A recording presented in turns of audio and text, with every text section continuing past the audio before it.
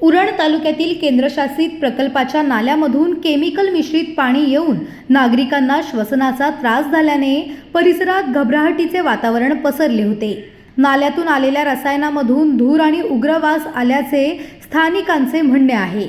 याआधी देखील अशा प्रकारच्या झालेल्या तेलगळतीमुळे मोठी आग लागून स्थानिक नागरिकांना आपला जीव गमवावा लागला आहे।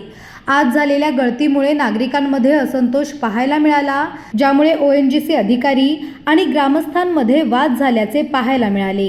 दरम्यान सर्व प्रकारानंतर ग्रामस्थ आणि ONGC अधिकारी यांच्यात बैठक बोलावून नागरिकांचे म्हणणे ऐकून घेण्यात आले।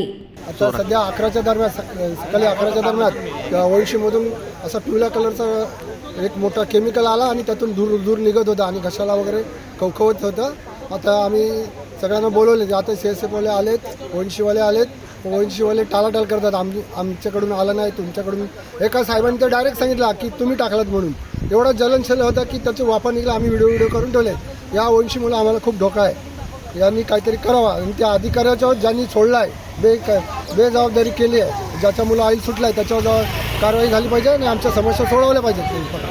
आता एकंदरीत काय ONGC अधिकाऱ्यांची बैठक होणार आहे, काय नक्की होणार? ते बोलतात आम्ही बैठक घेऊ, पण ते टाळाटाळ करतात। 1-2 माणसांना घेऊ जात बोलतात। आमचं म्हणणं आहे की जेवढे घरदार आहेत तिथे नाल्याच्या शेजारी, त्यातून एक घरातून एक प्रतिनिधी घेऊन जावा आणि 2-3 पत्रकारांना बरोबर घेऊन जावा। सरपंच, उपसरपंच आणि आमचे गावचे आहेत ते सगळ्यांनी एक माणूस यावा, आमचं म्हणणं आहे। असं लुपीछुपी नको।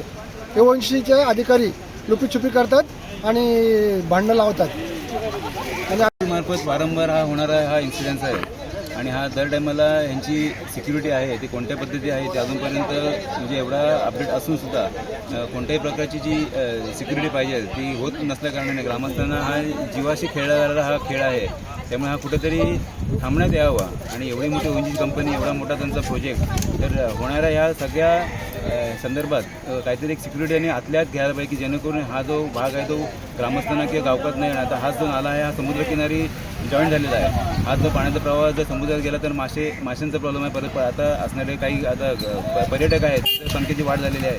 म्हणजे हा जीवनाशी खेळलेला हा जवळजवळ खेळच आहे।